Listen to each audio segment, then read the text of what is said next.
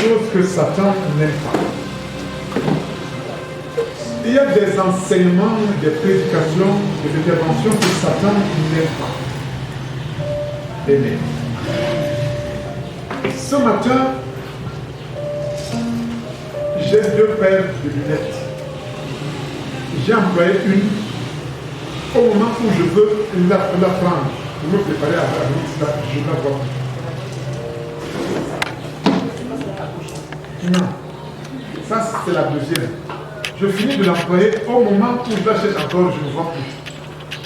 J'ai bousculé tout ce qu'il y avait là-bas pour aller la découvrir, câbler, et les micros marchaient avant que je n'arrive, mais dès que je viens, les micros commencent à faire baisser.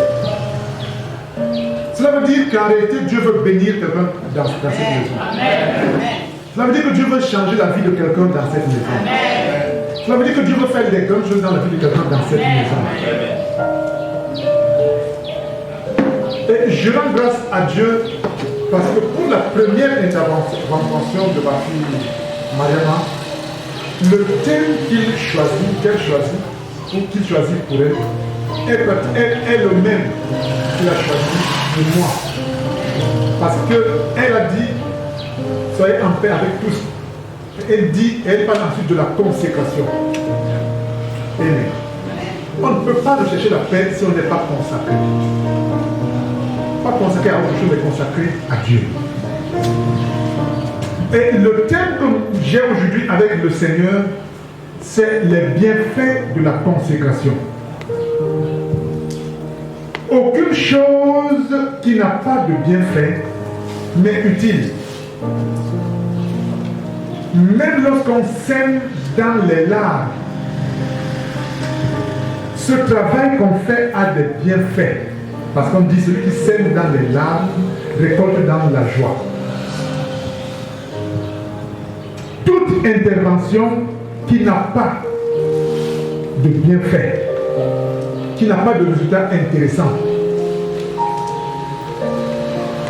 ne confondez pas les résultats qui sont l'accomplissement de nos désirs. Ils diffèrent des bienfaits qui sont l'accomplissement de l'essentiel de ce que nous devons avoir. Amen.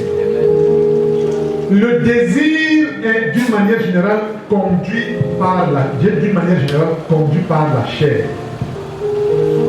Et l'essentiel de ce que nous voulons est une volonté de Dieu, est une volonté divine. Lorsque Bartimée veut retrouver la vue, c'est un désir conduit par la chair, le désir de voir aussi comme les autres. Lorsque l'apôtre Jean a écrit ce célèbre livre, qui aujourd'hui a du mal à être compris par beaucoup dans l'île de Patmos, non seulement il était seul, mais il était aveugle. Et il a accompli dans cet état de cécité l'essentiel de ce qu'il devrait faire, c'est-à-dire écrire le livre des révélations, le livre qui nous dit ce qui va se passer dans les temps à venir. Il l'a fait étant aveugle. Il a pu trouver une bouteille à papa, appelons comme ça, dans laquelle il a mis cela. Et c'est arrivé quelque part. Amen. Donc la consécration peut ne pas aboutir à l'instant dans ce que nous désirons avoir, mais si elle nous donne l'essentiel de ce qu'il nous faut, cet essentiel va produire ce que nous désirons avoir. Je dis avec moi encore une fois, Amen. Amen. Tu vas élever ta voix et tu vas demander au Seigneur de t'amener à une compréhension selon lui de ce que je vais dire ici ce matin, et qu'il m'amène également à dire les choses selon lui. Tel que même si j'ai préparé quelque chose qui n'est pas selon lui, qu'il change et qu'il dise selon ce que lui il veut que je dise.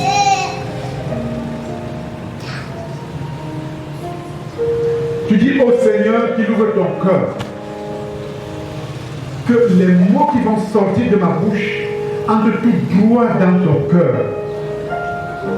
Qu'il transforme ta manière de voir Dieu, ta manière de lire la Bible, ta manière de rechercher Dieu. Amen. Donc nous parlons ce matin des bienfaits de la consécration. Mais avant tout, qu'est-ce que c'est? Et ce n'est même pas quoi. Nous le verrons tout au long de ce déroulement. Il est souvent intéressant d'avoir un papier et un crayon.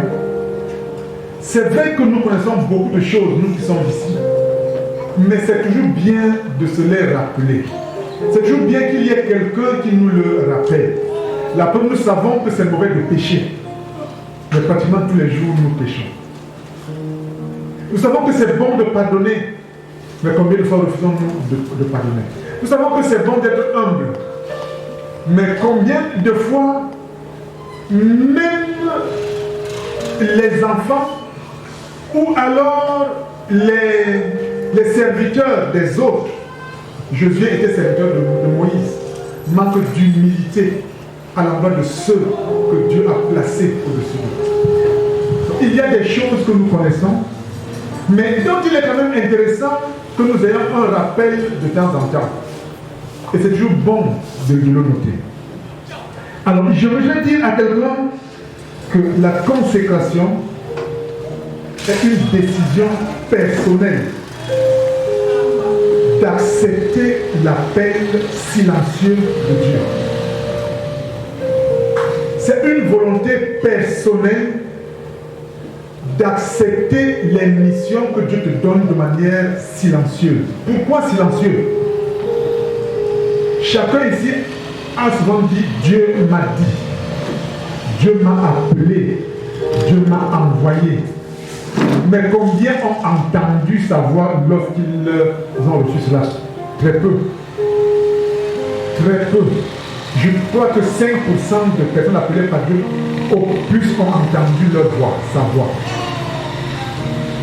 Donc la consécration est un appel de Dieu, un appel silencieux de Dieu.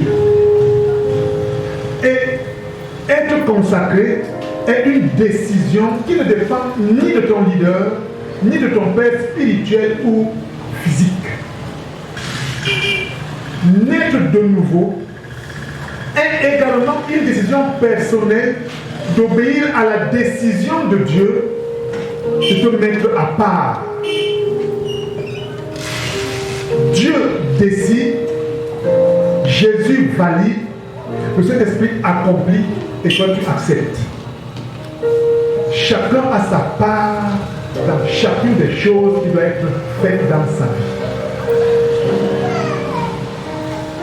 Dieu prend la décision que tu vas être de nouveau ou que tu vas être consacré.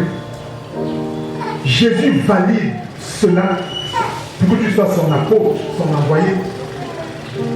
Le Saint-Esprit l'amène à accomplissement sur le plan spirituel. Et c'est à toi d'accepter pour que ce soit visible. Donc la consécration est un état d'esprit qui conduit au réveil personnel. La consécration, lorsqu'elle a eu l'aval, l'action de ces 4 intervenants, conduit au réveil spirituel personnel. Et lorsqu'on est réveillé spirituellement, on ne joue plus aux chrétiens, on ne joue plus les chrétiens, on devient chrétien. Amen.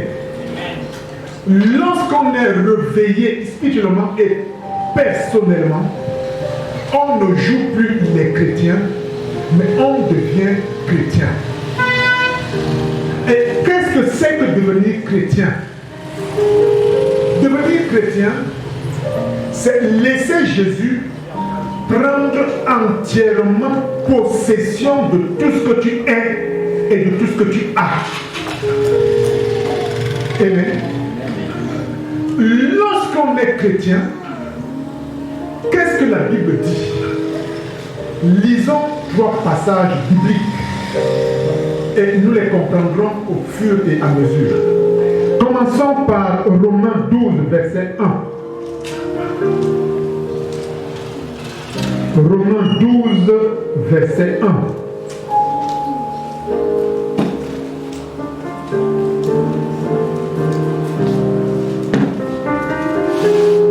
Romains 12, verset 1, il est écrit: je vous exhorte donc, frères, par les compassions de Dieu, à offrir votre corps comme un sacrifice vivant, saint, agréable à Dieu, ce qui sera de votre part un culte raisonnable.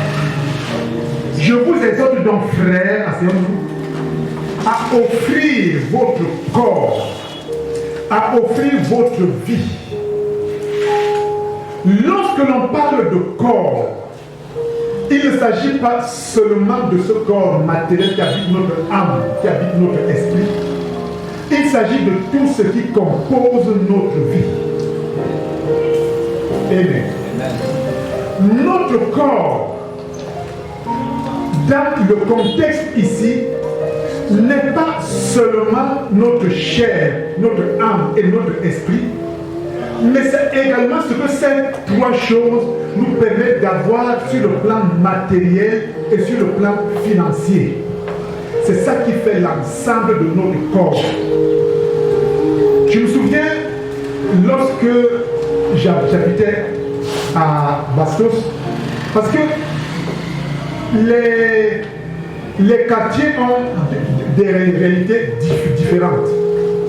À Ayene, quand tu cherches quelqu'un, on te demande son nom. Et on va demander aux uns et aux autres si vous connaissez tel. À Bastos, on ne connaît pas les noms. Quand tu demandes tel, on te demande il a quelle voiture. Il a quelle voiture. Et c'est quand tu donnes, tu décris la voiture, on dit ok, je vois cette voiture venir d'ici. Et c'est à partir de là que les vigiles vont te conduire jusqu'au domicile de celui que tu cherches. Cela veut dire que nos biens matériels et nos biens financiers font partie intégrante de nous-mêmes. Le corps physique à notre mort est enterré et il est désintégré, il est pourri. Il est désintégré au même titre que les biens matériels. Quand tu meurs et que tu les laisses, ils vont finir comme ton corps charnel, physique également est fini. Donc, lorsque nous sommes consacrés, cela veut dire que nous offrons à Dieu tout ce que nous sommes et tout ce que nous avons. Nous offrons à Dieu nos émotions. Nous offrons à Dieu nos pensées. Nous offrons à Dieu ce qu'il nous donne. Parce que tout ce que nous avons nous est prêté par Dieu. Rien de ce que nous avons n'est acquis par nous-mêmes, mais c'est un prêt, c'est un don de Dieu. Amen. Lisons 1 Thessaloniciens 4, verset 3. 1 Thessaloniciens 4, verset 3. Que je vais lire. Ce que Dieu veut, c'est que c'est votre sanctification. C'est que vous vous absteniez de l'impudicité. Ce que Dieu veut de toi, c'est quoi? C'est ta sanctification. Et qu'est-ce qu'il appelle sanctification? C'est que tu t'abstiens de l'impudicité. Et les gens ont toujours défini l'impudicité comme les actes sexuels en prison. Non, l'impudicité comprend toutes ces choses-là. Quand Dieu parle d'Israël comme un peuple prostitué, il ne s'agit pas d'un peuple qui allait d'une femme ou d'un homme à l'autre, mais il s'agit d'un peuple qui allait vers d'autres divinités. Donc, offrir ce que tu as, offrir ton corps, tes pensées, tes biens, ton argent à une divinité autre que Dieu est une impudicité.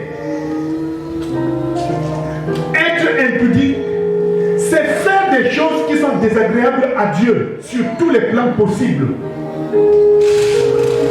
Être public, c'est être menteur. Être public, c'est de refuser d'obéir à Dieu. Amen. Donc, qu'est-ce que Dieu veut? C'est que tu te mettes à part pour lui et pour le servir. Or, la majorité se met à part pour Dieu pour recevoir de Dieu, non pas pour le servir. Et bien, si tu te mets à part pour Dieu et pour le servir, ce sera pour toi un culte agréable à Dieu. C'est ce qui va plaire à Dieu. Quand Dieu dit un culte agréable, cela veut dire que ce sont des actions que tu vas poser désormais qui plaisent à Dieu, qui rendent Dieu heureux. Chaque fois qu'il y a quelqu'un qui est converti sur la terre, qu'est-ce que Dieu fait? Il donne une fête au ciel. Chaque fois qu'il y a quelqu'un, en d'autres termes, c'est pas parce que tu viens à l'église et que tu joues les chrétiens que tu es chrétien, que tu es mis à part. Chaque fois qu'il y a quelqu'un à l'église qui est mis à part, qui décide de se mettre à part, lui et tout ce qu'il possède, pour Dieu et pour le servir lui-même avec ce qu'il a, il y a une fête au ciel. Amen. Chaque fois que tu prends cette décision, Dieu donne une fête au ciel.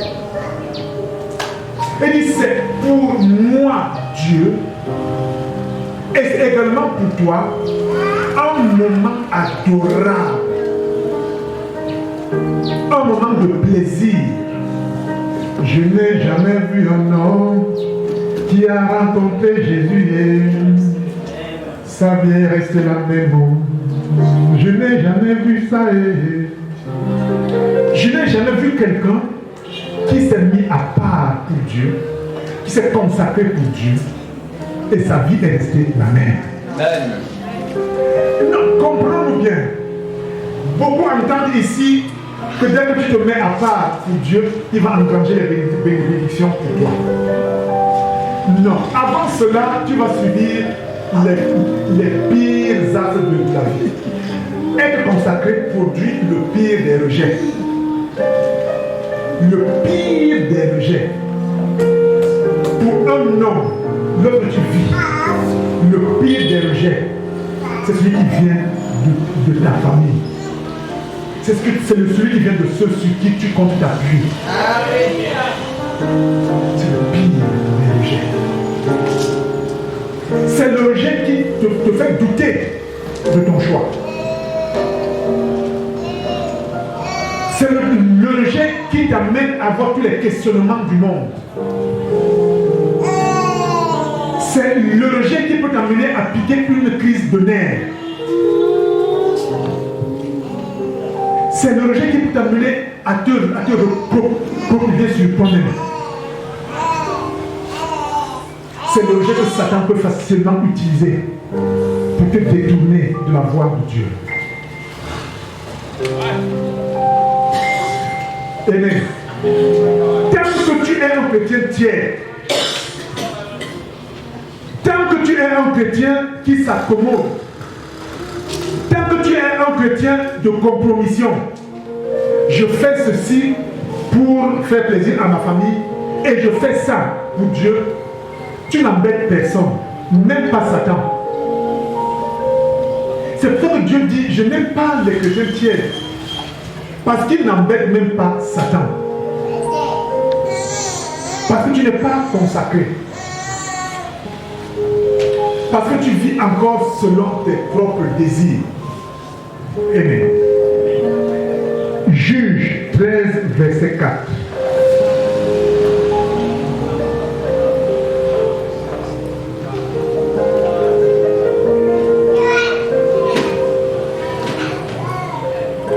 Juge 13, verset 4. Y a-t-il quelqu'un qui peut nous dire? Amen. Tu vas devenir enceinte. Et l'enfant qui sera dans ton ventre, je le mets déjà à part avant même que tu deviennes enceinte. Il dit, tu deviendras. Donc tu n'es pas encore enceinte. Une moitié de cet enfant est encore dans ton mari. Une moitié est en toi. Lorsque les deux moitiés vont s'assembler, moi, j'ai déjà mis à part ces deux moitiés. Et quand tu seras enceinte, ne bois ni vin, ni boisson alcoolisée. Alors, mon fils, ma fille, mon frère, parce que tu es enceinte de quoi? Tu veux être enceinte de quoi? Amen. Tu veux être enceinte de quoi? Quelle est la vision que Dieu t'a donnée? Quel est ton but sur la terre? À quoi tu sers à ta famille? À quoi tu sers à l'église? À quoi tu sers au Cameroun? Quelle est ta vision pour le Cameroun? Quelle est ta vision pour toi-même? Quelle est ta vision pour l'église? Quelle est ta vision pour Dieu? Alors mets-toi, sanctifie-toi, sacrifie-toi, mets-toi à part. Se mettre à part, c'est de ne pas faire et penser comme tout le monde fait et pense. Amen. Être consacré, c'est d'arrêter de penser comme tout le monde. Regardez même sur le plan pratique. Pour ceux qui ont été salariés, qui sont passés de cadre et parfois même pas cadre, en complément d'effectifs quelque part, à responsable, ou même de célibataires à mariés, ou même de célibataires chroniques à au moins bien qu'on reste consacré. Ils comprendront ce que je veux dire. Vous êtes 10 dans un service, parfois même 15 dans un service. On prend le chef de service, on le nomme ailleurs. On détache un de vous, on le nomme chef. Qu'est-ce qui se passe? À l'instant où il s'est assis, sa mentalité change.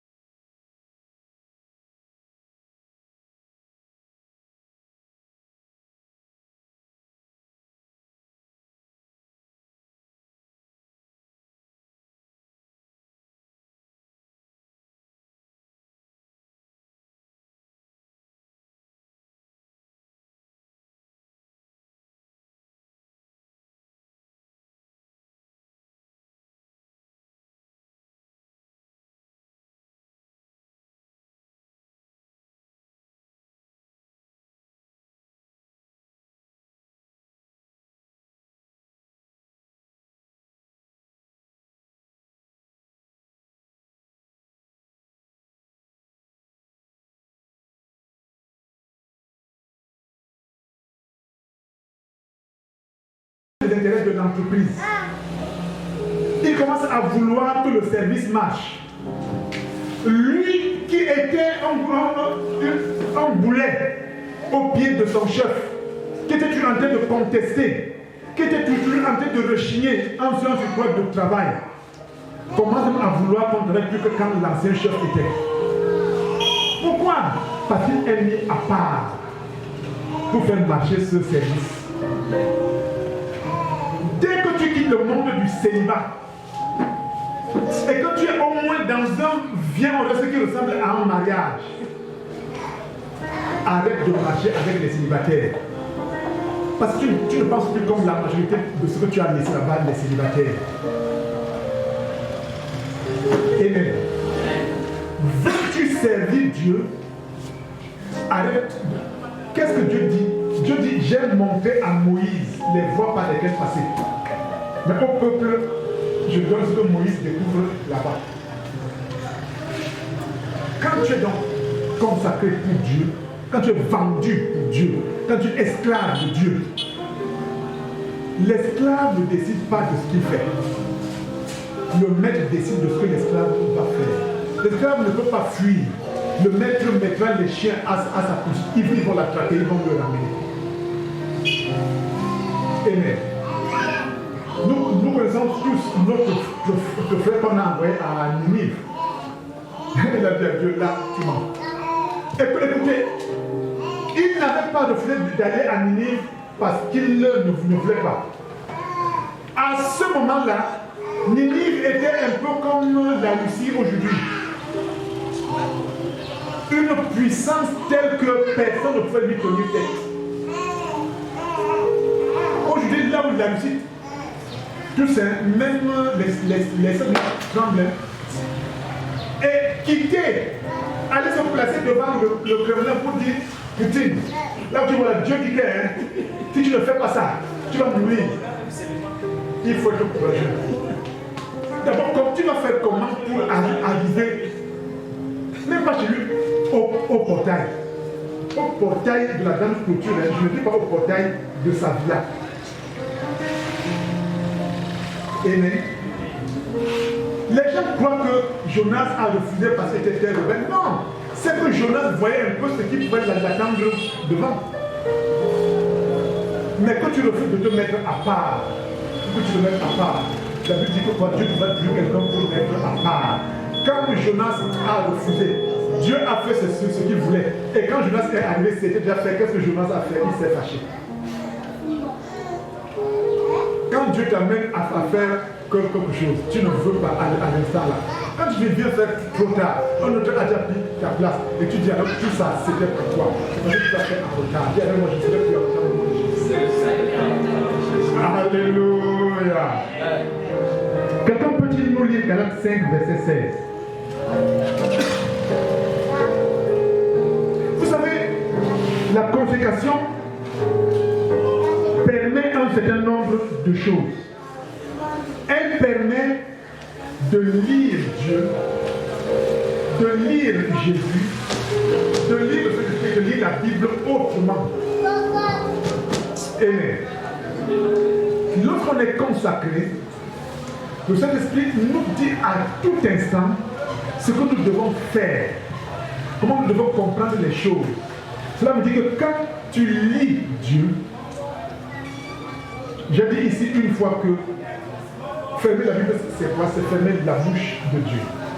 L'ouvrir, c'est ouvrir la bouche de Dieu. L'élément principal par lequel Dieu nous parle, c'est la Bible. Même quand il nous parle et que la Bible n'est pas à nos côtés, c'est ce qu'on a lu il y a longtemps même dans cette Bible que Dieu utilise pour nous parler.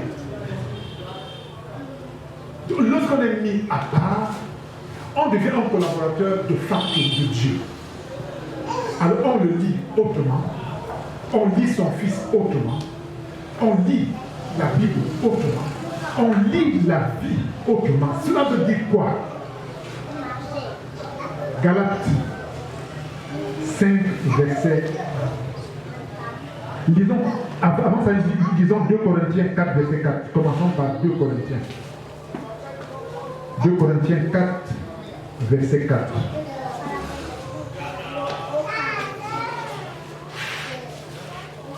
Il dit, pour les incrédules, dont le Dieu de ce siècle a aveuglé l'intelligence, afin qu'ils ne vissent pas plier la splendeur de l'évangile de la gloire.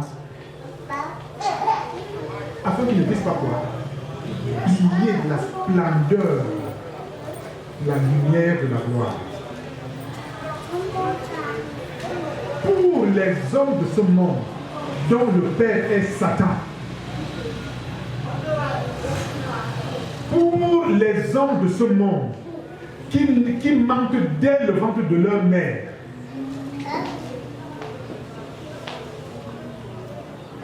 le Dieu de ce monde vous a aveuglé. Tu peux être appelé par Dieu, mais aveuglé jusqu'à ce que tu aies permis que l'évangile touche ton cœur.